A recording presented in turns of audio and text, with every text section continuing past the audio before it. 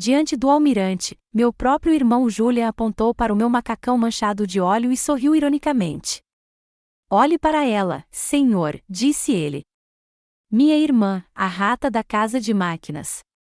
Ele não fazia ideia de que aquela rata estava prestes a salvar sua vida e desmantelar todo o império de mentiras que ele construiu sobre a minha honra. Meu nome é Berta Flynn.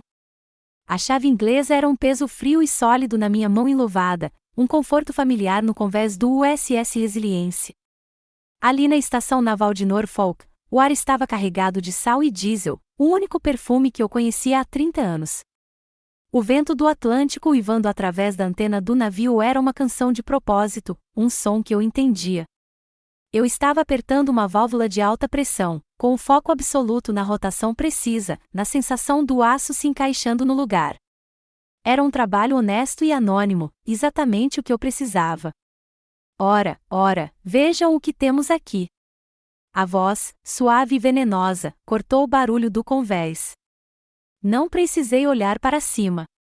Eu conhecia aquela voz e a nuvem enjoativa de colônia cara que anunciava sua chegada. Era um aroma que contrastava violentamente com o cheiro honesto de graxa e óleo do navio. Endireitei-me lentamente, com as costas protestando, e me virei. Meu irmão Julian estava lá, impecável em um terno Zegna que custava mais do que meus últimos 3 salários. Ao lado dele, parecendo profundamente desconfortável, estava um fantasma do meu passado, o almirante 4 estrelas Vance. O sorriso de Julian era um verniz polido.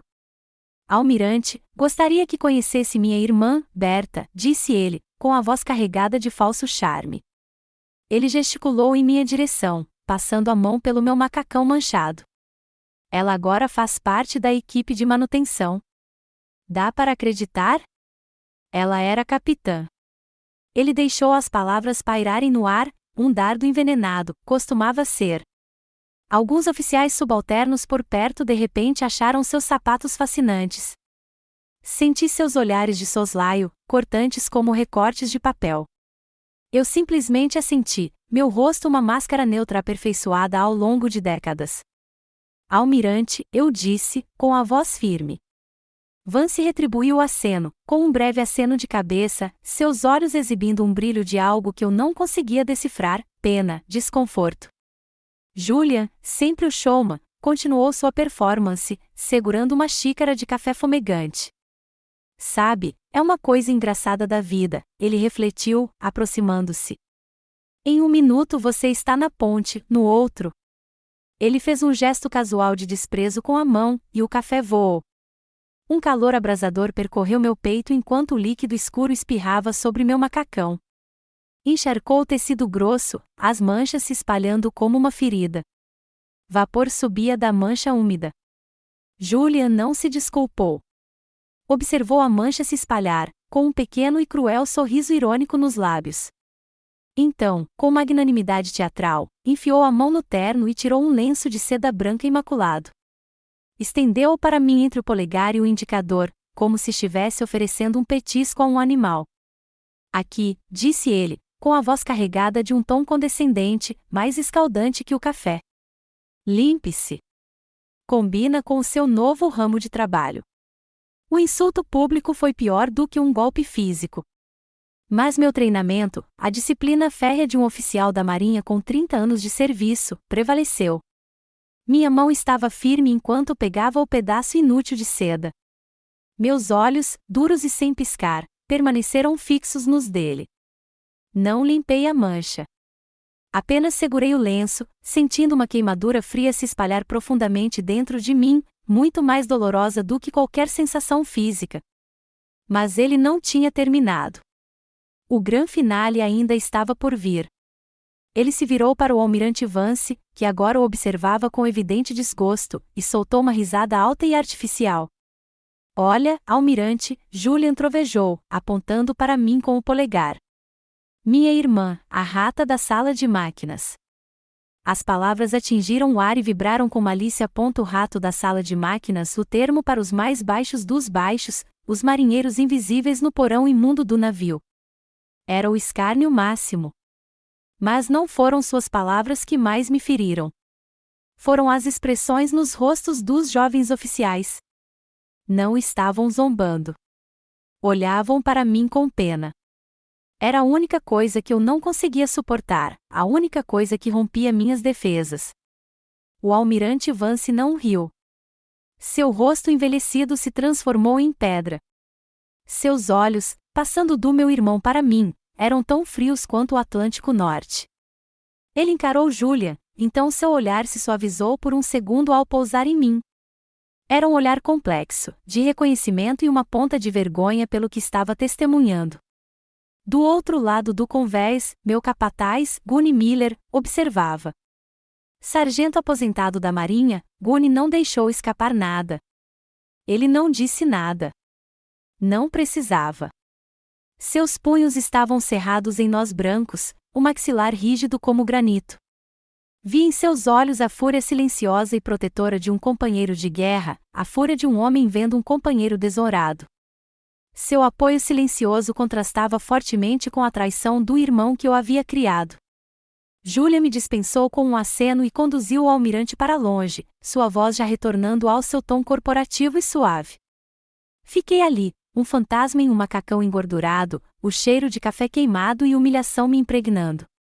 Não me mexi até que eles desaparecessem. Então, lentamente, abri meu punho, deixando o lenço de seda cair no convés de aço. Ele ficou lá, uma pequena bandeira branca de rendição que eu não tinha intenção de honrar. Mais tarde naquela noite, muito depois de termos passado pelos cabos da Virgínia, eu estava sozinho na popa. O Atlântico era um vasto espelho negro refletindo uma lua fria. O vento chicoteava meus cabelos, mas eu só sentia a queimadura fantasmagórica em meu peito e o eco das palavras do meu irmão, rato da sala de máquinas. Ele pensou que tinha me enterrado. Ele estava errado. O silêncio que ele confundiu com fraqueza era a disciplina de uma guerreira reunindo forças. Imagino quantos de vocês já enfrentaram esse tipo de injustiça justamente por parte das pessoas que deveriam estar ao seu lado. Se essa história tocou você, deixe um comentário e curta para mostrar que você está nessa jornada comigo. 3 anos. Tudo começou há 3 anos, numa sala fria e sem janelas em Washington. O ar frio do Atlântico no meu rosto não acalmou a queimação interior. 3 anos. Não era apenas um número. Era uma sentença, um purgatório. E começou num lugar projetado para sufocar a verdade, uma sala de audiência sem janelas nas profundezas do Pentágono. O ar viciado e reciclado zumbia, um som monótono que amplificava o silêncio. A mesa de mogno polido refletia os rostos sombrios e impassíveis do Conselho de Revisão, um tribunal formado por meus colegas que agora me olhavam como se eu fosse um estranho. E então havia o documento deslizado sobre a mesa, um relatório técnico sobre falha metalúrgica. Meu nome estava embaixo, minha assinatura. Só que não estava. Lembro-me de encará-la, meu coração se transformando em um bloco de gelo. A assinatura era perfeita demais, as curvas suaves demais, muito ensaiadas. Minha assinatura verdadeira era mais nítida, mais impaciente, a assinatura de um comandante sem tempo para floreios. Essa letra não é minha, eu disse, minha voz soando distante até para mim mesma. É parecida, mas não é minha. Eles não me ouviram. Suas expressões não mudaram. Para eles, era a negação desesperada e previsível de um policial encurralado. Naquele momento, eu não era a capitã Berta Flynn, uma veterana de 30 anos com um histórico impecável e 2 condecorações por bravura. Eu era um risco, um problema a ser administrado e contido. Eles me trataram como uma criminosa, com perguntas frias e acusatórias. Por fim, ofereceram-me uma dispensa honrosa, uma pílula envenenada revestida com o açúcar da dignidade. Aposente-se em silêncio, sugeriram, e esta investigação será selada. A alternativa era uma corte marcial, a desgraça pública, a perda da minha pensão, a perda de tudo. Aceitei o acordo. Que escolha eu tinha? Saí daquela sala como um fantasma, despojado do meu uniforme, da minha patente, da obra da minha vida. No primeiro ano, fiquei entorpecido, à deriva no mar de vida civil forçada. Depois, o entorpecimento deu lugar a uma raiva fria e latente. Eu não tinha recursos, nem acesso, nem aliados. Mas eu tinha meu treinamento. Eu tinha disciplina. E eu tinha um tempo vazio infinito. Minha investigação não começou em um centro de comando de alta tecnologia, mas nos corredores silenciosos e empoeirados da Biblioteca Pública de Norfolk. Noite após noite, eu me sentava diante de um computador de uso público, com as luzes fluorescentes zumbindo no teto, vasculhando anos de registros corporativos, comunicados à imprensa e notícias antigas. Reconstituía a ascensão meteórica da Trident Maritime Solutions, a empresa de Julia. Cresceu incrivelmente rápido, garantindo um contrato enorme e revolucionário com a Marinha poucas semanas após minha aposentadoria. O contrato era para uma nova liga usada em eixos de hélice, a mesma liga que havia sido reprovada no relatório falsificado que encerrou minha carreira. Minha busca se tornou uma obsessão silenciosa e implacável. Levei meu Ford de 10 anos até um laboratório de testes terceirizado em Maryland, inventando uma história de capa. Eu era jornalista freelancer, contei a eles, escrevendo um artigo de interesse humano sobre pequenas empresas que apoiavam a indústria de defesa. Conquistei um técnico solitário de meia-idade durante um almoço barato de hambúrguer e batatas fritas em um restaurante local. Entre uma mordida e outra, fiz perguntas inocentes sobre os protocolos de teste e sobre as pressões de trabalhar com grandes empreiteiras. Ele acabou reclamando de um projeto apressado para a Trident, uma pressão imensa vinda de cima, um relatório que todos sabiam que era falho, mas que foi aprovado mesmo assim. Cada peça do quebra-cabeça que encontrei foi uma pequena e dolorosa vitória. E cada peça apontava para uma pessoa, não para uma corporação sem rosto, não para um sistema corrupto, mas para o meu próprio irmão. A percepção final não foi um momento de alívio catártico. Foi um golpe físico, um soco no estômago que me deixou sem fôlego no banco do motorista do meu carro naquele estacionamento solitário. Ele não tinha apenas me visto cair. Ele tinha planejado tudo. Ele tinha me empurrado do penhasco. Mas o corte mais profundo, a ferida que perdura até hoje, veio quando descobri o financiamento para a grande expansão da Trident.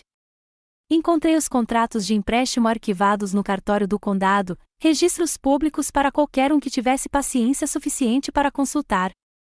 Julian havia usado os lucros projetados daquele contrato fraudulento, que encerraria sua carreira, como garantia para um empréstimo comercial vultoso. E a garantia final para aquele empréstimo, o ativo supremo que ele colocou em risco para garantir seu império, era a casa. Não uma casa qualquer, a nossa casa. A pequena casa colonial de 2 andares em um subúrbio tranquilo de Richmond, Virgínia, onde crescemos.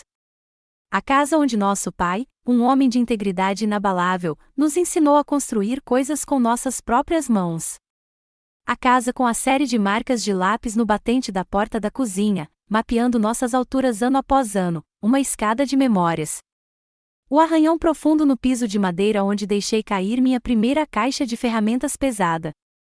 O lugar onde nosso pai, cheirando a serragem e honestidade, olhou-me nos olhos e disse: honra é a única coisa que você não pode comprar ou vender, Berta. Nunca a perca. Julian não havia apenas traído a irmã. Ele havia vendido a alma da nossa família por um terno Zegna e um escritório de canto. Ele havia tomado nossa história compartilhada, nosso legado, e transformado em garantia para uma mentira. Então, por que fiquei em silêncio por 3 anos?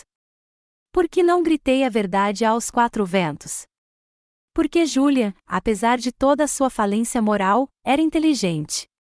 Ele havia construído uma fortaleza de relações públicas. Ele era o menino de ouro, o CEO carismático, a personificação do sonho americano. Se eu me apresentasse, não seria uma denunciante. Seria a irmã mais velha amarga e invejosa, uma policial desonrada tentando derrubar o irmão bem-sucedido.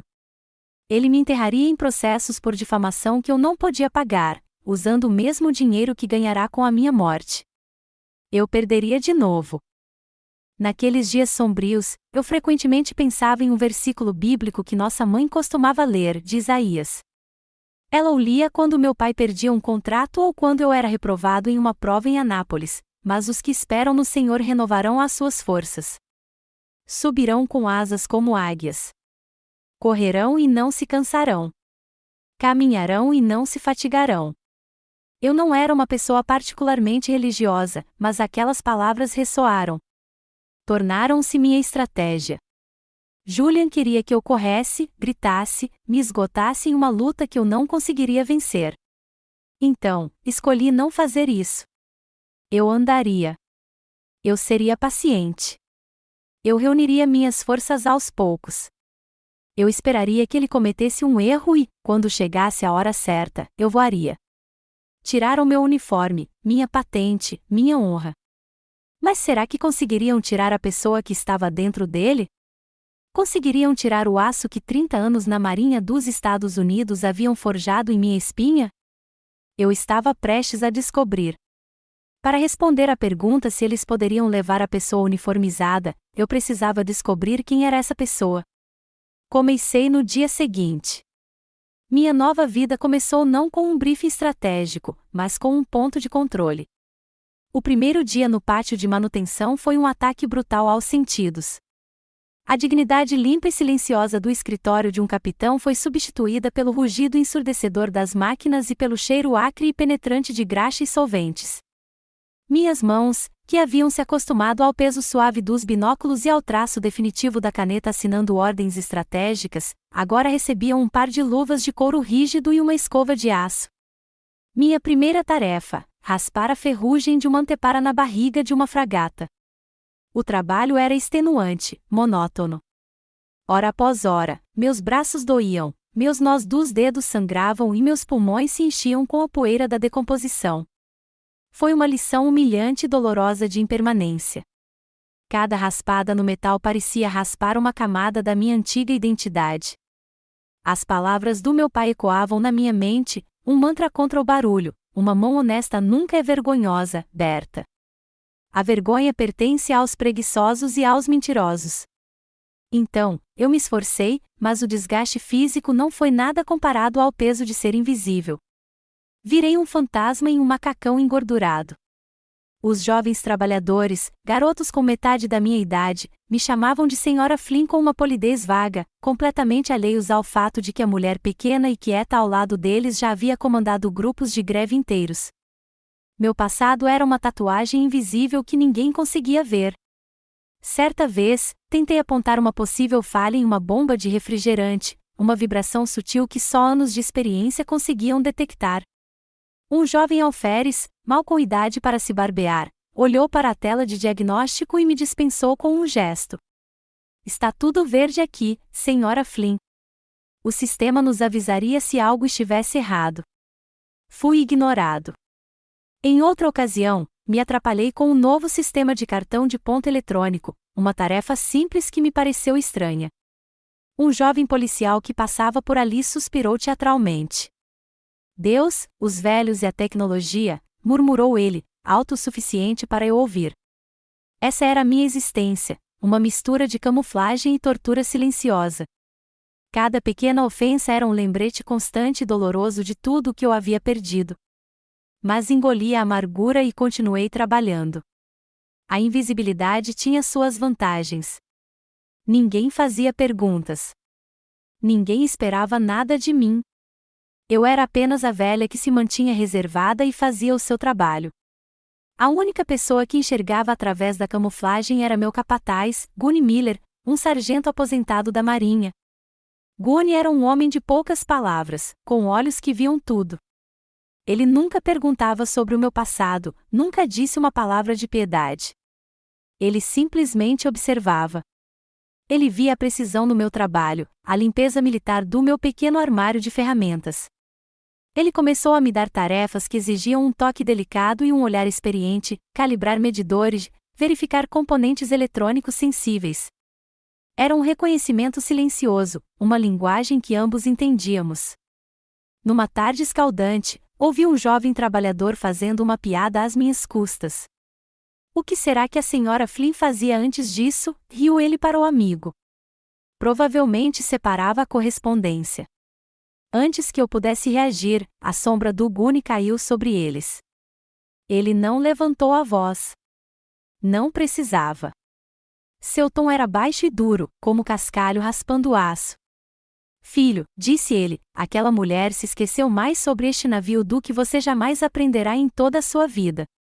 Agora volte ao trabalho. O jovem empalideceu e gaguejou um pedido de desculpas.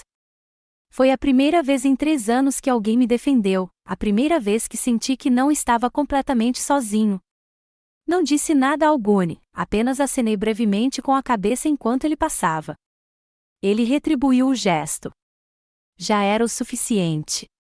Depois de 2 semanas de trabalho exaustivo, recebi meu primeiro salário. Era um pedaço de papel fino, de valor ridiculamente pequeno, inferior à minha mesada para uma única semana na minha antiga vida. Mas, ao segurá-lo, senti uma onda de algo que não sentia há muito tempo: orgulho. Naquela noite, não voltei para o meu pequeno apartamento vazio. Dirigi meu velho Ford até um restaurante americano clássico nos arredores da cidade, daqueles com cabines de vinil vermelho e uma jukebox no canto. Sentei-me em uma mesa perto da janela e pedi um cheeseburger, batatas fritas e um milkshake de morango, a refeição comemorativa da minha adolescência. Fiquei ali sentado sozinho, com a jukebox tocando uma música de rock esquecida dos anos 80. Coloquei a conta na mesa e apenas a encarei. Não era só dinheiro. Era uma prova de que eu conseguia me sustentar, uma prova de que Julia, com todo o seu poder e falsidade, não havia me destruído completamente. Ele havia tirado minha carreira, minha casa, meu nome. Mas ele não podia aceitar isso. Ele não podia tirar minha capacidade de ganhar $1 honesto com o trabalho das minhas próprias mãos. Uma única lágrima escapou e deslizou pela minha bochecha, seu sabor salgado se misturando ao sal de uma batata frita quando a levei aos lábios. Não era uma lágrima de tristeza. Era uma lágrima de desafio, uma lágrima de sobrevivência.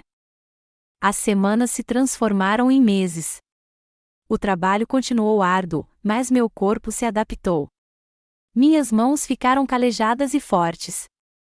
Aprendi os ritmos do estaleiro, os rostos dos meus colegas de trabalho, a linguagem silenciosa de respeito entre mim e Gune. Num dia particularmente extenuante, depois de lutar com uma bomba de porão emperrada por 6 horas em um compartimento apertado e sufocante, finalmente emergi no convés, coberto de sujeira e suor, com todos os músculos gritando em protesto. Gune estava esperando na prancha de embarque. Ele me observou aproximar, com a expressão indecifrável de sempre. Ao passar por ele, ele simplesmente enfiou a mão numa pequena caixa térmica a seus pés. Flynn resmungou, estendendo-lhe uma lata de cerveja gelada. Parei, surpreso. Peguei a lata, e a frieza dela foi um choque para minhas mãos sujas e cansadas. Foi um gesto simples, uma cerveja gelada ao final de um dia duro de trabalho. Mas, naquele momento, foi mais do que isso. Foi uma saudação, um convite. Foi o início de uma nova aliança, forjada não em uma sala de reuniões, mas no suor e na força honestos do estaleiro. A cerveja gelada que o Gune me entregou naquele dia foi mais do que apenas uma bebida. Foi uma ponte. Depois de semanas trabalhando lado a lado numa linguagem de grunhidos, acenos e olhares trocados, me vi fazendo algo que não fazia há 3 anos. Abri a porta para alguém. Levei um dia inteiro para criar coragem. Finalmente, quando estávamos batendo ponto, me virei para ele, com a voz rouca de desuso. Gune, eu disse, eu faço um chili bem decente. Se você não estiver ocupado na sexta noite. Ele apenas me olhou por um longo momento com aqueles olhos astutos, depois assentiu com um único e decidido aceno. Estarei lá. Na sexta-feira à noite, meu pequeno apartamento, geralmente um santuário estéril e silencioso de solidão, estava tomado por um aroma quente desconhecido. Eu estava preparando chili com carne, uma receita rica e cozida lentamente que minha mãe me ensinara, servida com uma frigideira de pão de milho dourado e crocante. Era a comida da minha infância, honesta e despretensiosa. Meu apartamento, embora escassamente mobiliado, estava impecável, cada livro em ordem, cada superfície sem poeira, a disciplina arraigada de um soldado. O aroma quente e picante parecia um ato de desafio à solidão fria que definirá minha vida por tanto tempo. Gune chegou pontualmente às 7 horas. Ele não trazia uma garrafa de vinho nem um engradado de 6 cervejas.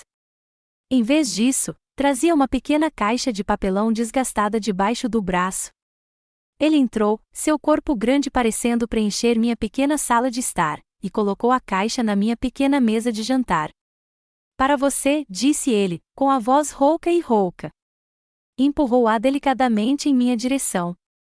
Minhas mãos tremiam levemente ao levantar a tampa. Lá dentro, aninhado sobre uma camada de jornal velho, havia um modelo de metal fundido de um navio. Era pesado, sólido, com a tinta cinza lascada e desbotada pelo tempo. Eu não precisava ler as pequenas letras no casco. Eu conhecia cada linha, cada ângulo, cada suporte de arma. Era o USS Vindicator, o navio onde eu havia conquistado meu indicativo. Encontrei num brechó na Hampton Boulevard, disse Gunny, com a voz mais suave agora. Imaginei que a Valquíria devia ficar com ele. Valquíria. Ninguém me chamava assim havia anos. O nome parecia um fantasma na minha língua, uma parte esquecida da minha alma. Olhei para o pequeno navio de metal, para a história que ele representava, e pela primeira vez desde aquele dia frio em Washington, não consegui conter as lágrimas. Não eram soluços altos e torturantes, apenas lágrimas silenciosas e quentes que brotavam e transbordavam, borrando a imagem do navio que eu tanto amara. Este presente não era apenas uma maquete.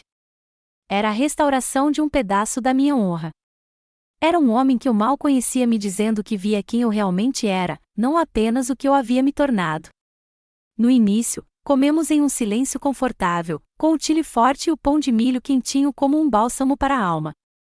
A conversa fiada foi mínima, sobre o tempo, um reparo difícil, as perspectivas sombrias do time de futebol local.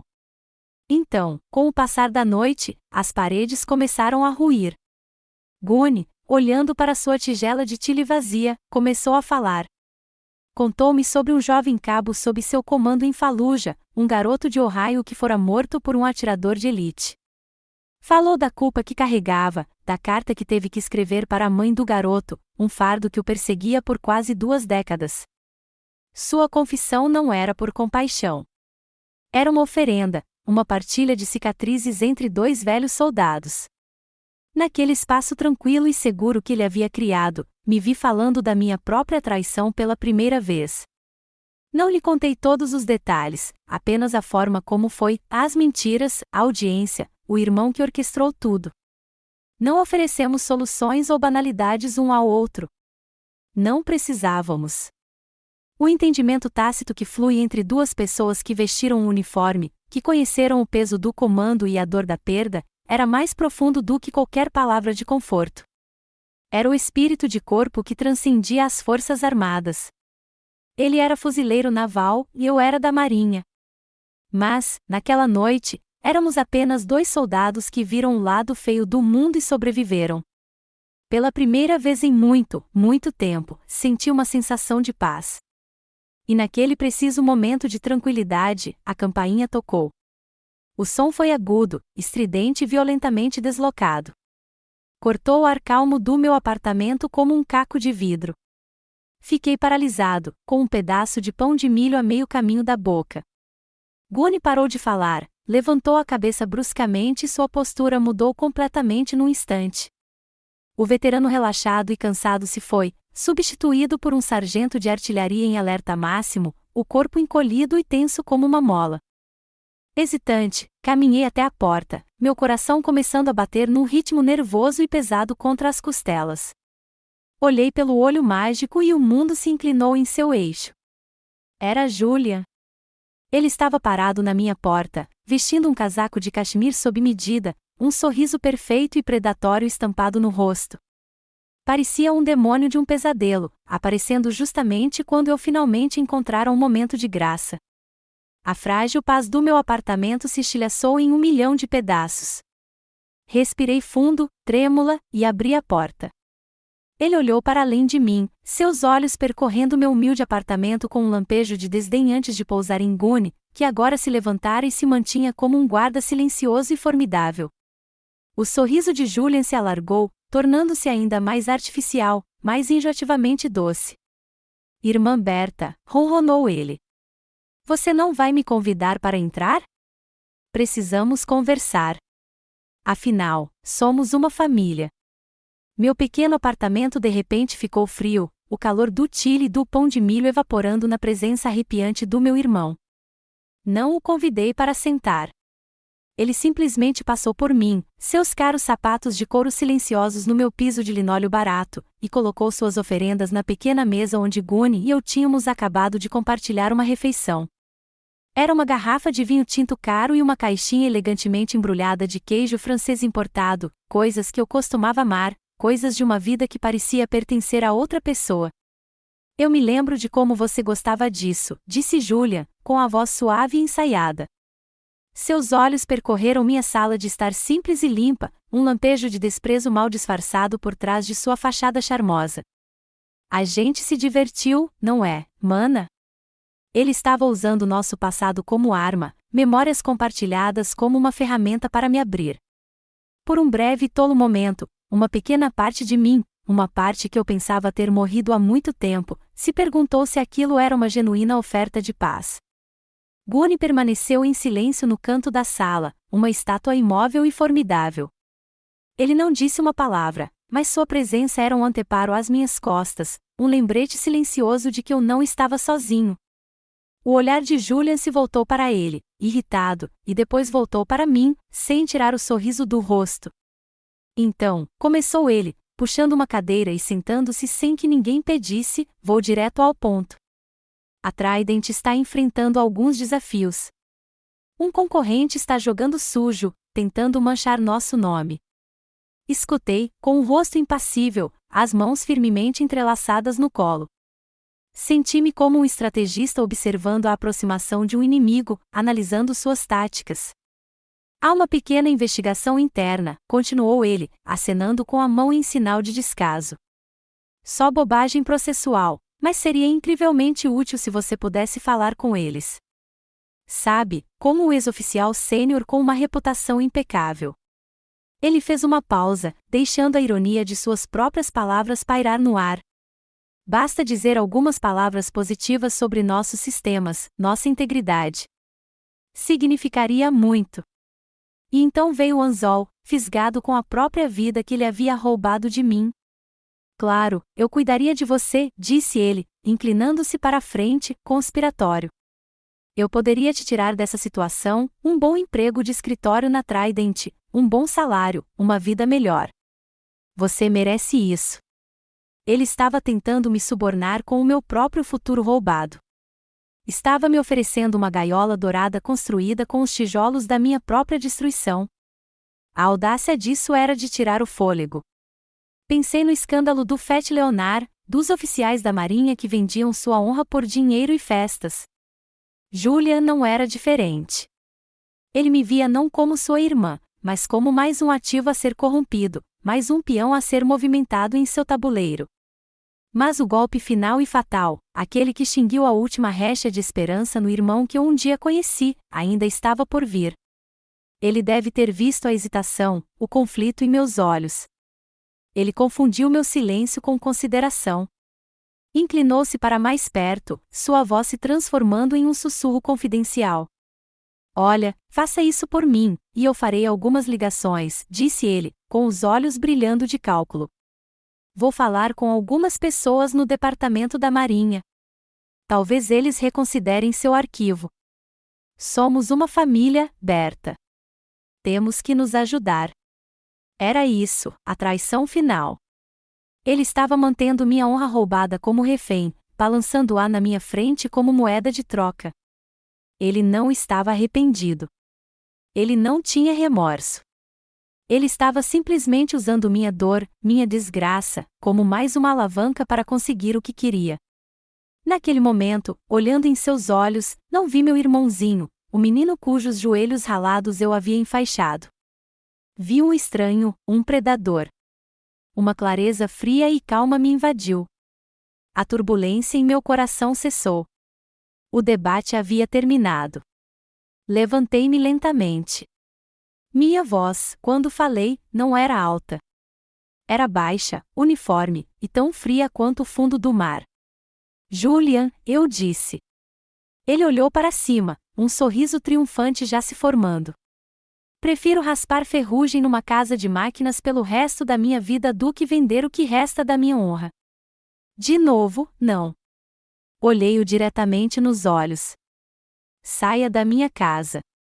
Apontei para a porta. O choque em seu rosto era absoluto. Ele me encarou, estupefato, como se eu tivesse acabado de começar a falar em uma língua estrangeira. Ele realmente não conseguia compreender que sua oferta, seu poder, pudesse ser recusado. Seu rosto se contorceu, a máscara de civilidade se estilhaçando em pedaços. Seu idiota, rosnou ele, sua voz um silvo baixo e cruel enquanto se levantava de um salto. Seu idiota, teimoso e estúpido. Você será um rato no porão para sempre. Ele passou por mim como um furacão, abrindo a porta com um puxão e fechando-a com uma força que fez as gravuras baratas nas minhas paredes tremerem. O silêncio que ele deixou para trás foi profundo. O ar ainda vibrava com sua fúria. Gunny deu meio passo em minha direção, com uma pergunta nos olhos, mas levantei a mão. Eu estava bem, mais do que bem. Caminhei até a mesa. Ignorei o vinho caro, o queijo sofisticado. Meus olhos estavam fixos na pequena miniatura do USS Vindicator. Peguei-a. O metal pesava na minha mão. Apertei o punho com mais força, sentindo suas bordas metálicas afiadas cravando-se na minha palma. Não senti dor, apenas a realidade sólida e inflexível da nave, a realidade de quem eu era, Valquíria, uma guerreira, não uma vítima. E a batalha estava apenas começando. Depois que Gunny saiu, um silêncio profundo desceu sobre meu apartamento. Não era o silêncio tranquilo de antes do jantar. Era o silêncio tenso e carregado de um depósito de munições antes da batalha, o ar carregado de munições silenciosas. A raiva que eu havia contido diante de Julia, a fúria que eu havia comprimido em um ponto de controle duro como diamante por 3 longos anos, agora começava a se fragmentar. Não gritei. Não joguei nada. Não era meu estilo. Um capitão não perde o controle do seu navio. Em vez disso, caminhei com passos firmes até o meu quarto, com movimentos precisos e deliberados. Ajoelhei-me no chão, as fibras ásperas do tapete barato arranhando meus joelhos, e puxei um baú empoeirado, forrado de cedro, de debaixo da cama. As dobradiças de latão rangeram quando a abri, liberando o aroma suave e penetrante de cedro e memórias. Lá dentro, jaziam os artefatos de uma vida enterrada, meu uniforme branco de gala, perfeitamente preservado, os botões dourados brilhando fracamente sob a luz fraca, uma caixa forrada de veludo contendo minhas medalhas, cada uma história de um mar diferente, uma crise diferente, a cruz da marinha de um confronto no Estreito de Hormuz, a medalha de serviços distintos, a legião do mérito, e, por baixo de tudo, um diário desgastado, encadernado em couro. Peguei o diário. Era meu diário de bordo do meu primeiro ano, meu ano de calouro na Academia Naval dos Estados Unidos em Anápolis. Passei os dedos sobre o selo em relevo. Observei os símbolos de uma vida inteira de serviço, a prova tangível da minha dedicação, de uma vida dedicada ao meu país. E então a barragem da minha disciplina, mantida no lugar por 1095 dias, finalmente se rompeu. Um tremor começou nas minhas mãos e se espalhou por todo o meu corpo. Não chorei. Não fiz nenhum som, mas lágrimas, quentes e raivosas, escorriam pelo meu rosto. Não eram lágrimas de tristeza ou autopiedade. Eram lágrimas de pura e genuína raiva, lágrimas pela mulher que eu havia sido, pela honra que havia sido tão casual e cruelmente manchada pelo meu próprio sangue. Foi uma catarse violenta e silenciosa. Era um fogo abrasador queimando as camadas de cinzas, a sujeira de 3 anos de aceitação passiva, revelando o núcleo inflexível de aço que sempre estivera ali.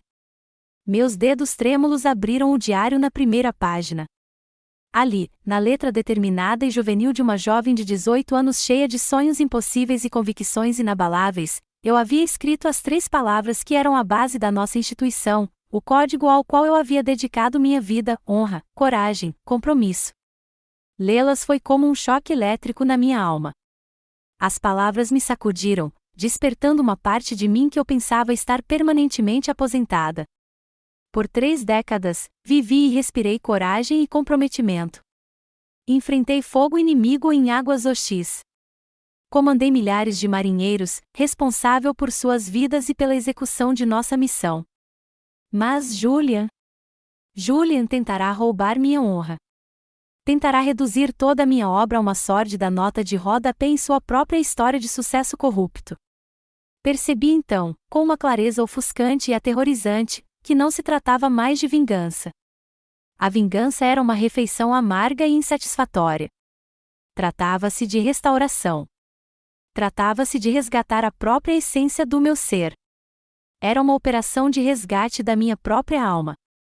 Eu não deixaria minha história terminar com o capítulo final escrito por ele. Eu não seria o rato da sala de máquinas. Como o general MacArthur jurando retornar às Filipinas, fiz um voto silencioso e solene para mim mesmo naquele quarto silencioso: eu retornarei. Não de uniforme, talvez, mas eu retornaria armado com a verdade e com minha honra intacta. As lágrimas pararam, o tremor cessou. Um novo e frio propósito se apoderou de mim, tão claro e nítido quanto uma manhã de inverno. O tempo de espera havia acabado. O tempo de ação havia começado. Voltei para a sala de estar. Não parecia mais um refúgio. Agora era um centro de comando. Peguei a caixa de papelão surrada do fundo do meu armário, aquela que guardava minha investigação secreta de 3 anos. Um por um, coloquei os documentos no chão: o relatório de metalurgia falsificado fotocopiado, a pilha de notícias sobre a ascensão meteórica da Trident, meus próprios gráficos desenhados à mão, uma teia de linhas mapeando as linhas do tempo, os contratos, as conexões financeiras entre empresas de fachada. O chão da minha pequena sala de estar se transformou em uma sala de guerra. O caos dos últimos 3 anos começou a se consolidar em um mapa estratégico claro. Circulei nomes com tinta vermelha. Tracei linhas grossas conectando datas e faturas fraudulentas. Destaquei as discrepâncias, os cronogramas impossíveis, as mentiras escondidas à vista de todos. Meu apartamento não era mais meu esconderijo. Tornou-se o quartel-general da minha guerra pessoal. O objetivo era claro. O inimigo estava identificado. A estratégia estava se formando.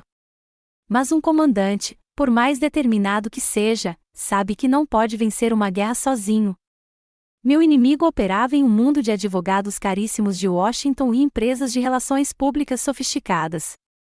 Eu era um trabalhador de manutenção desempregado com uma caixa de sapatos cheia de evidências. Para vencer aquela luta, eu precisava jogar de acordo com as regras deles.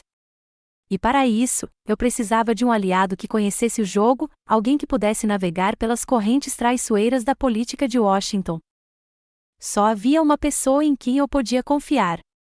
Peguei meu telefone, com os dedos firmes e seguros, e disquei o número do Gunny Miller.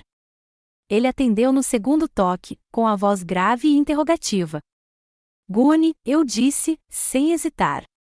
Era a voz de um capitão dando uma ordem crucial. É Berta Flynn. Preciso da sua ajuda. Houve uma pausa do outro lado da linha, um silêncio tão profundo que eu conseguia ouvir o leve estalo da conexão. Prendi a respiração, todo o meu futuro dependia da sua resposta. Então a voz do Gunny retornou, baixa e retumbante, com uma força que me fez sentir uma onda de confiança. Estou esperando por esta ligação há 3 anos, capitão, disse ele. Ele havia me ligado, capitão. Você já chegou a esse ponto? Aquele momento em que você sabe que não consegue mais ficar em silêncio e precisa buscar ajuda para começar a luta? Me conta, porque esse é um momento que todo guerreiro entende. Ele continuou, com a voz assumindo o tom afiado e tático de um homem com um plano. Conheço um cara, um advogado de primeira em Washington. Ele me deve um favor de Beirute. Na manhã seguinte, peguei o trem da Amtrak de Norfolk para Washington, DC, bem cedo. Enquanto a paisagem da Virgínia se desfocava diante da minha janela, agarrei a pasta contendo a destruição e o renascimento da minha vida. O tubarão do Gunny, Michael Mickey Cohen, tinha um escritório a 2 quarteirões do Capitólio, um local que por si só já era uma declaração. Seu escritório não era o objeto chamativo de vidro e cromo que eu esperava. Era um escritório abarrotado de estantes do chão ao teto, transbordando de livros de direito e biografias. As paredes eram uma galeria de poder, cobertas de fotos emolduradas de Mickey com senadores, generais e juízes da Suprema Corte. O próprio Mickey era um homem pequeno e magro, com um terno elegante, um sorriso surpreendentemente caloroso e os olhos mais inteligentes que eu já tinha visto. Ele me serviu uma xícara de café preto e ouviu sem interrupção por quase 1 hora enquanto eu expunha toda a história, espalhando minhas evidências sobre sua antiga mesa de mogno. Quando terminei, ele se recostou na cadeira de couro, entrelaçando os dedos. Capitão, disse ele, o título honorífico saindo da língua com facilidade, está é uma história e tanto. O senhor construiu um caso circunstancial forte. Ele fez uma pausa, seus olhos aguçados examinando os documentos novamente. Mas não é o suficiente. Julian vai enterrar isso em atrasos processuais e difamação de reputação. Neste momento, é a sua palavra contra a dele. Precisamos de uma solução mágica, algo irrefutável. Mickey, fiel à palavra de Gunny, era um tubarão. Em 24 horas, ele usou sua rede para encontrar um nome, o engenheiro que de fato assinará o relatório fraudulento, coagido ou não. Seu nome era Peterson. Ele havia saído abruptamente da Trident um mês após o relatório ser arquivado e, segundo registros públicos, havia desaparecido completamente. O investigador de Mickey, no entanto, o encontrou. Ele morava em uma cabana alugada nas profundezas das montanhas Blue Ridge, na Virgínia, pagando tudo em dinheiro. 2 dias depois, Gunn e eu estávamos em sua velha picape, subindo as sinuosas estradas da montanha. O ar ficou rarefeito e frio, com cheiro de pinho e terra úmida. Encontramos a cabana no final de uma longa entrada de carro sem pavimentação. Era pequena e dilapidada, com uma coluna de fumaça saindo nervosamente da chaminé de pedra. Peterson atendeu a porta. Era uma sombra do homem confiante que eu lembrava das fotos da empresa. Estava magro, com os olhos arregalados e assombrados, olhando de um lado para o outro como se esperasse um ataque a qualquer momento. Quando me viu, a cor sumiu do seu rosto.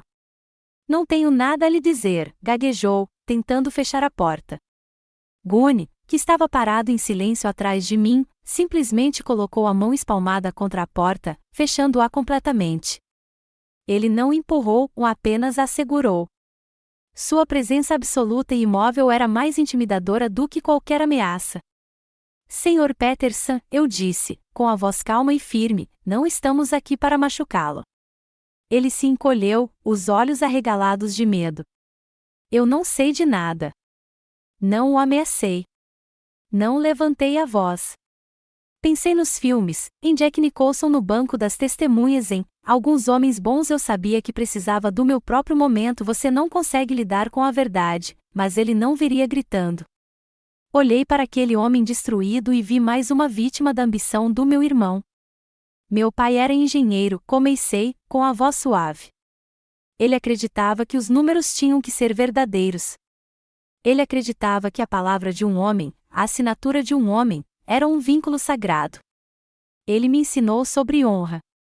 Olhei Peterson diretamente nos olhos, deixando-o ver a sinceridade nos meus. Não estou aqui para destruí-lo, Sr. Peterson. Estou aqui para lhe dar uma chance de fazer a coisa certa, de restaurar sua própria honra. Gunn permaneceu em silêncio, uma montanha de julgamentos silenciosos sobre meu ombro. A pressão naquele pequeno espaço era imensa. O rosto de Peterson se contraiu, seus ombros caíram, e um soluço seco e torturante escapou de seus lábios. Ele finalmente cedeu, desabando em uma cadeira próxima. Ele ameaçou minha família, sussurrou, com a voz embargada. Minha filha, ela tem uma condição médica rara. Julian descobriu. Ele disse que garantiria o cancelamento do meu seguro, que eu nunca mais trabalharia no setor se não assinasse. Ele chorou, a confissão jorrando de si numa torrente de culpa e medo. Então, ergueu os olhos, tomados por uma resolução desesperada e recém-descoberta. Enxugou o rosto com as costas da mão e caminhou até uma pequena escrivaninha. Vasculhou uma gaveta e tirou um pendrive velho e de aparência barata. Eu sabia que ele era uma cobra, disse Peterson, com a voz trêmula, mas clara. Eu sabia que não podia confiar nele, então gravei. Gravei a conversa inteira. Ele estendeu o pendrive, a bala de prata. Retornar a Norfolk com o pendrive queimando no bolso foi como retornar de uma missão bem-sucedida. No dia seguinte, uma nova escala de trabalho foi publicada. Meu nome estava nela, designado para uma equipe de manutenção com uma missão temporária. Destino, rota, Espanha. O navio, o USS Resilience. Fiquei olhando para o papel, com o coração disparado. 1 hora depois, meu telefone tocou. Era o Mickey. Capitão, acabei de ver a lista oficial de passageiros para a viagem do Resiliência Rota, disse ele, com a voz embargada de entusiasmo. Há uma delegação civil VIP a bordo. 2 nomes da lista podem lhe interessar, Julian Flynn e o Almirante Vance. Fiquei sem palavras. A coincidência era astronômica demais para acreditar. Isso não é coincidência, capitão, a voz de Mickey soou ríspida, cortando meu choque. É o destino. O universo acabou de construir o palco perfeito para você. Agora me escute. Não dê o primeiro tiro. Deixe-o pensar que está no controle. Entre naquela nave. Faça o seu trabalho e espere. Dê corda suficiente a ele, e ele vai se enforcar. Eu prometo. Naquela tarde, vesti meu macacão engordurado e subi a prancha de embarque do USS Resilience. Senti o familiar convés de aço sob minhas botas. Enquanto caminhava em direção ao meu posto, enfiei a mão no bolso e meus dedos se fecharam em volta do pequeno e frio plástico do pendrive. Parecia impossivelmente pesado, carregado com a verdade que continha. O jogo estava prestes a começar. A tempestade nos atingiu a 2 dias de rota, chegando não como uma previsão, mas como uma emboscada. Surgiu do nada, um fantasma meteorológico que havia escapado a todos os modelos de satélite e computador. O Atlântico, que antes era uma planície ondulante de um azul profundo, transformou-se numa furiosa cadeia de montanhas cinzentas. Ondas do tamanho de prédios de 3 andares, com suas cristas espumando de fúria, batiam contra o casco do USS Resilience. Cada impacto era um gemido metálico e trêmulo que ressoava profundamente em meus ossos, o som de uma grande fera em sofrimento. Eu estava em uma sala de máquina secundária, traçando uma linha de líquido de arrefecimento com um olhar experiente, quando senti. Não era um som que pudesse ser gravado ou uma vibração que fosse registrada por um sensor. Era uma sensação, uma dissonância sutil e de alta frequência subindo pelas solas das minhas botas com biqueira de aço. Era o mais leve tremor no eixo da hélice de bombordo, um desequilíbrio harmônico que só décadas de navegação poderiam ensinar a reconhecer. Era o navio me sussurrando que algo estava profundamente errado. Entrei imediatamente em contato com a comunicação interna da ponte. Um jovem tenente, com a voz tensa e tensa devido ao estresse de navegar na tempestade, atendeu. Identifiquei-me calmamente, identifiquei minha localização e relatei a vibração. Sugeri que reduzissem a velocidade para 1/3 e fizessem um diagnóstico completo do alinhamento do eixo. Senhora, todos os sistemas estão funcionando corretamente, respondeu ele, com a voz carregada da impaciência de um jovem que acredita que a tecnologia é infalível. Os computadores não sinalizaram nada. É só a tempestade nos sacudindo. Estamos bem. Ele me dispensou, o computador com seus dados limpos e brilhantes em vez da velha na sala de máquinas com suas mãos sujas de graxa e seus pressentimentos. Ele não fez isso.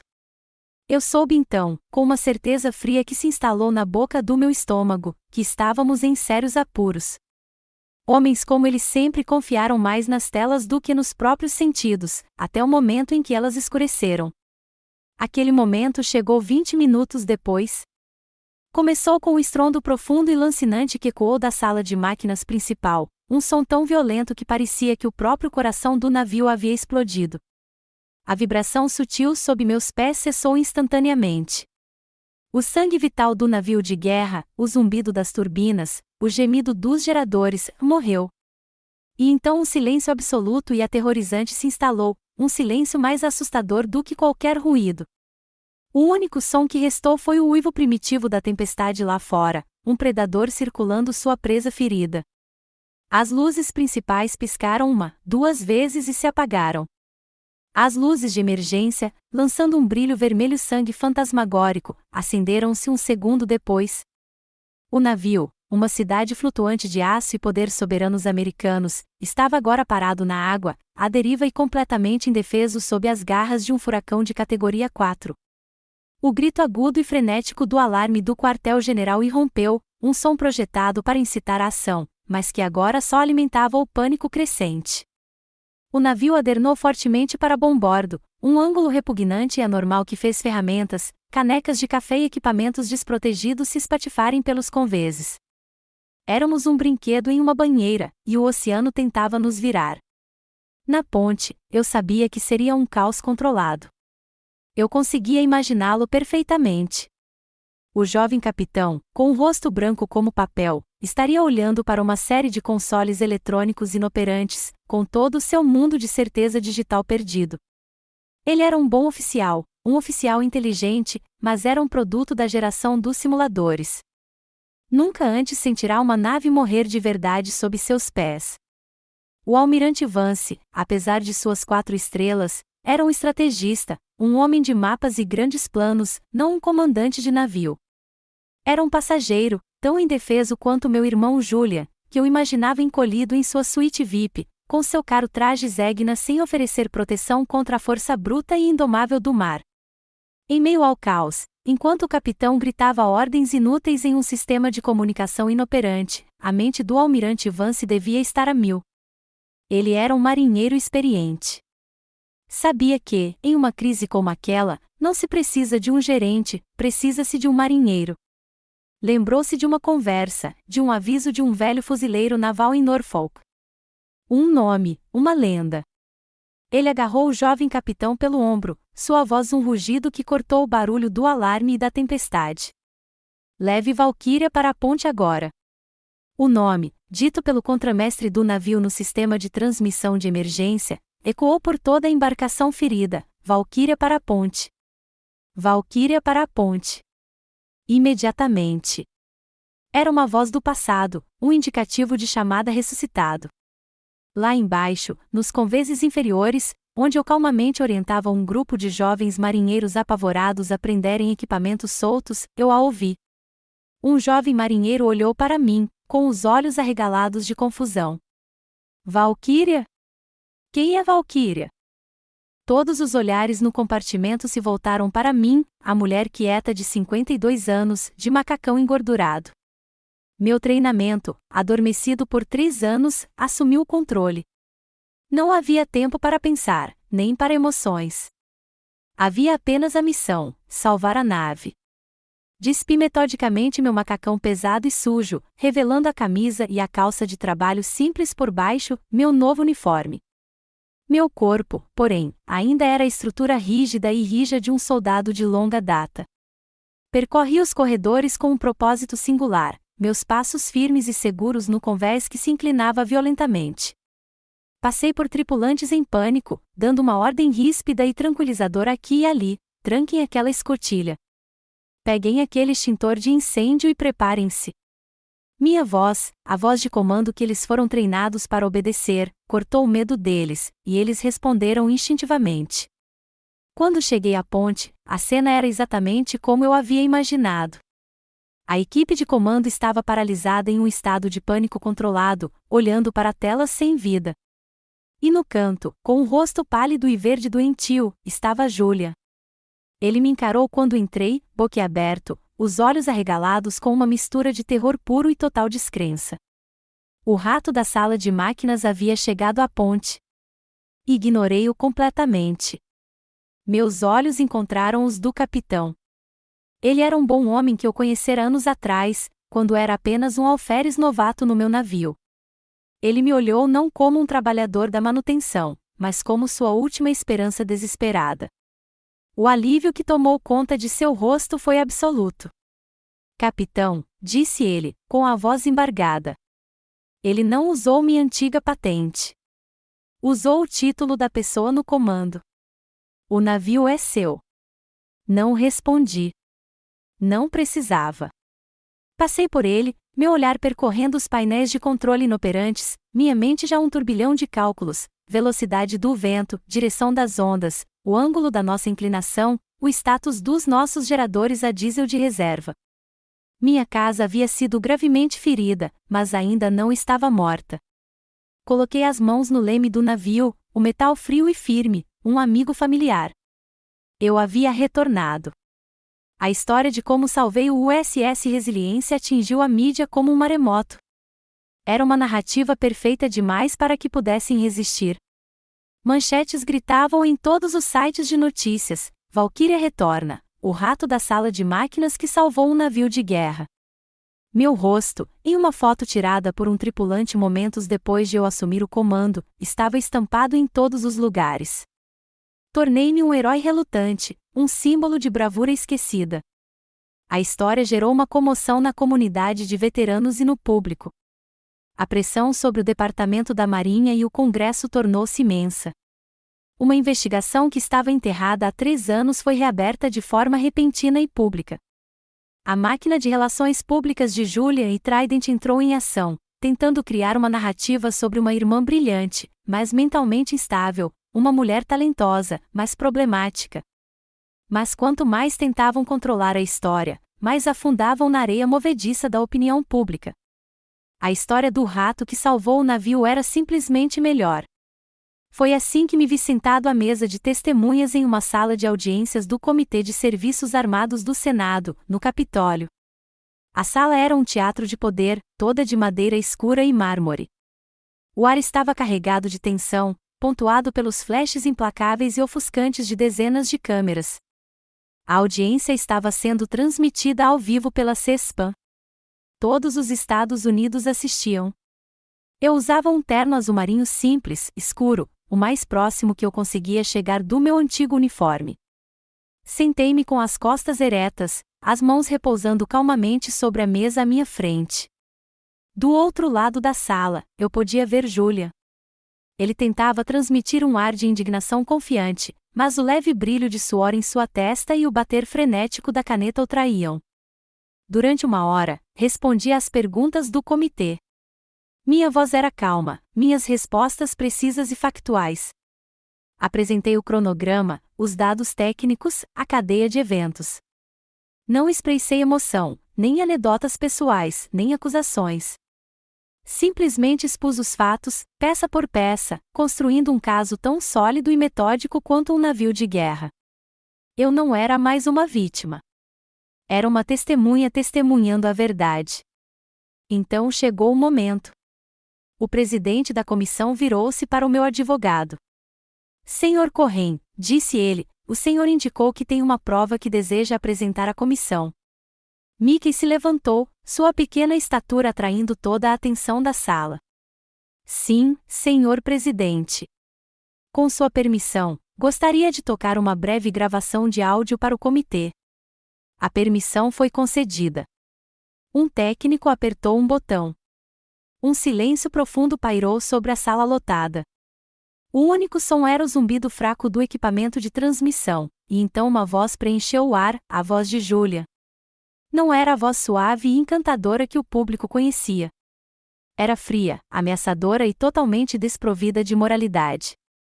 Você vai assinar o relatório, Peterson, rosnou sua voz gravada. É só um pedaço de papel. Então outra voz, fina e aterrorizada, a de Peterson. Não posso. Não está certo. Os dados são falsificados. Certo? Estamos falando de um contrato multibilionário, e você está falando do certo? A risada gravada de Julia era um som áspero e feio. Pense na sua família, Peterson. Na sua filha. Seria uma pena se o plano de saúde caríssimo dela de repente tivesse um problema, não é? A sentença final pairou no ar morto da sala de audiências como uma sentença de morte. Era absoluta, irrefutável. Era a bala de prata, disparada diretamente no coração do império de mentiras do meu irmão. Não olhei para a Julia. Não precisava. Eu podia sentir a respiração ofegante coletiva na sala. Eu podia ver nos rostos dos senadores a mudança do ceticismo para a fúria pura e fria. Cada câmera, cada olho naquela sala se voltou para o meu irmão. Ele estava congelado, seu rosto uma máscara de choque límpida e sem sangue. A fachada confiante havia se evaporado, restando apenas a culpa crua e apavorada por baixo. Quando o presidente finalmente se dirigiu a ele, Julian se descontrolou completamente. Começou a gaguejar, a se gabar, a negar. Então, percebendo a futilidade da negação, passou a culpar. Culpou a pressão do contrato. Culpou seus sócios. Culpou o engenheiro por ser fraco. Culpou a todos e a tudo, menos a si mesmo. Sua confissão em pânico e divagações foi mais contundente do que o silêncio jamais poderia ter sido. Mantive os olhos fixos no presidente, a expressão imutável. Eu havia apresentado minhas provas. Minha parte na batalha havia terminado. O arco do universo moral, como disse o Dr. King, é longo, mas se curva em direção à justiça. Naquela sala, eu podia senti-lo se curvando. Quando a audiência finalmente foi encerrada, levantei-me, acenei respeitosamente para a comissão e saí. Mickey e Gunny me acompanharam no corredor de mármore lá fora, fervilhando de repórteres. Dei de cara com Julian. Ele estava sendo escoltado por seus próprios advogados, com um rosto pálido. Ele olhou para mim, os olhos arregalados de um terror desesperado e suplicante. Por um segundo, ele pareceu o garotinho que eu conheci, um garoto pego fazendo algo terrivelmente errado. Ele abriu a boca para falar, mas nenhuma palavra saiu. Parei por um breve instante. Inclinei-me, minha voz baixa, destinada apenas a ele. Você não destruiu minha carreira, Julian, eu disse, com a voz baixa, mas firme como aço. Você só a atrasou. Então me virei e fui embora, deixando-o para os tubarões e os flashes das câmeras. Não olhei para trás. A vitória não parecia um triunfo. Não havia euforia, nem alegria, apenas um vasto e oco vazio e a profunda exaustão de uma guerra finalmente vencida. O preço tinha sido um irmão, uma família, um passado que eu jamais poderia recuperar.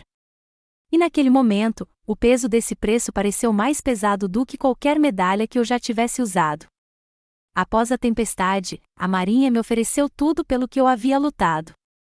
Minha patente foi totalmente restaurada. Minha ficha foi limpa, minha honra foi publicamente vindicada. Eles até me ofereceram o que eu um dia considerei meu maior sonho, o comando de um contratorpedeiro classe Arleigh Burke novinho em folha, a chance de ser o Capitão Flynn novamente, de estar na ponte de comando do meu próprio navio. 3 anos atrás, eu teria aceitado sem hesitar. Mas eu não era mais a mesma mulher. A batalha havia terminado, mas a guerra havia me mudado. Eu já havia lutado o suficiente. Recusei educadamente. Em vez disso, escolhi um caminho diferente. Aceitei um cargo como consultor sênior e palestrante convidado no lugar onde tudo começou, a Academia Naval dos Estados Unidos em Annapolis, Maryland. Eu não queria comandar outro navio. Eu queria ajudar a formar os comandantes do futuro. Eu queria transformar minhas cicatrizes em lições para eles. Eu havia percebido que a forma mais elevada de liderança não é o comando, é o serviço. Minha nova missão não era liderar marinheiros em batalha, mas guiá-los, prepará-los para as tempestades que inevitavelmente enfrentariam, tanto no mar quanto dentro de si mesmos. Minha primeira palestra aconteceu em um salão sagrado que eu lembrava dos meus dias como aspirante nervoso e de olhos arregalados. A sala estava repleta dos melhores e mais brilhantes jovens do país, com rostos cheios de ambição e da confiança inabalável da juventude. Não usei uma apresentação de PowerPoint. Não citei manuais de tática. Apenas fiquei diante deles e contei minha história. Contei sobre o veneno silencioso da arrogância, a cegueira da ambição, o terror angustiante do fracasso. Falei da solidão do comando e do peso de tomar uma decisão quando todas as telas escurecem. O maior inimigo que vocês enfrentarão não está em algum mar distante, eu disse a eles, com a voz baixa, mas ecoando até o fundo da sala. O maior inimigo que vocês enfrentarão é aquele que vive dentro da sua própria cabeça. É a voz da dúvida, do medo, do orgulho. Aprendam a derrotar esse inimigo primeiro. O resto é só habilidade náutica. Eles me ouviam com uma atenção absorta que nada tinha a ver com a minha patente restaurada. Não estavam vendo apenas um capitão. Estavam vendo um professor, um sobrevivente. E nos olhos deles, eu via não apenas o futuro da Marinha, mas o futuro do meu próprio legado. Não seria uma lista de navios comandados ou batalhas vencidas. Seriam eles. Numa tarde fresca de outono, um pequeno pacote chegou ao meu escritório na academia. Não havia endereço de remetente, apenas meu nome e o endereço escritos em uma caligrafia familiar e apressada. Minhas mãos estavam firmes quando o abri. Dentro, não havia carta, nem bilhete, apenas uma única fotografia desbotada. Era de mais de 20 anos atrás, o dia em que o presidente dos Estados Unidos pregou a cruz da Marinha no meu peito pelas minhas ações no Estreito de Hormuz. Eu era mais jovem, meu rosto mais sério, meus olhos ainda carregados de fogo do combate recente. Mas não foi a minha própria imagem que me chamou a atenção. Foi a figura parada no canto da imagem, logo atrás dos nossos pais, um Julian adolescente. Ele batia palmas, o rosto iluminado por uma expressão de orgulho e adoração tão puros e genuínos que me tiraram o ar dos pulmões. Era o rosto de um irmão mais novo que via a irmã mais velha como uma gigante, uma heroína. Era uma imagem de um tempo anterior, antes do Trident, antes das mentiras, antes da ambição e do medo envenenarem tudo entre nós. Foi o único pedido de desculpas que ele pôde oferecer, um reconhecimento silencioso do amor que um dia existiu, um fantasma de um passado compartilhado. Não joguei a fotografia fora. Não a queimei. No dia seguinte, mandei emoldurá-la. Pendurei-a na parede do meu escritório em Anápolis, bem ao lado do pequeno modelo de metal do USS Vindicator que Gunny me dera. Uma era um símbolo da guerreira que eu era. A outra era uma lembrança da irmã que eu tinha sido. Não eram troféus de uma guerra vencida, mas relíquias de uma vida vivida, lembretes da complexidade do coração humano, das feridas e do longo e difícil caminho para a cura. Naquela noite, caminhei até a beira da baía de Chesapeake. O sol estava se pondo, pintando o céu com tons de laranja e roxo. A água estava calma, e as velas brancas dos barcos de treinamento da academia deslizavam pela superfície, refletindo os últimos raios de luz dourada. Observando-os, senti uma paz mais profunda e profunda do que qualquer outra que eu já conhecera. Não era a ausência de tempestades, mas a calma que vem depois que você as supera e encontra seu próprio porto seguro. O fantasma do meu passado não me pesava mais. Valquíria de fato se erguera, não para comandar um único navio, mas para guiar uma frota inteira de novas almas em suas próprias viagens. Eu lutara pela minha honra. Eu recuperara meu nome. E ali, junto às águas tranquilas, eu finalmente encontrara algo mais valioso, eu encontrara o meu próprio amanhecer. E assim, minha história encontra seu porto seguro aqui na Baía de Chesapeake. Minha guerra acabou. Mas sei que, para muitos de vocês que estão ouvindo, a sua própria tempestade ainda pode estar acontecendo. Pode não estar em alto mar, mas em um escritório, em um tribunal ou até mesmo na mesa de jantar da sua família. A lição mais importante que aprendi é que a verdadeira vitória não consiste apenas em recuperar o que foi perdido, mas em construir algo novo e belo a partir dos destroços. Meu desejo para você é que encontre forças para navegar pela sua tempestade e criar o seu próprio amanhecer. Você não precisa encarar essa jornada sozinho. Para mais histórias de resiliência, honra e segundas chances, siga o canal Chosen Revenge. Faça parte de uma comunidade que entende a luta e celebra a paz que ela traz.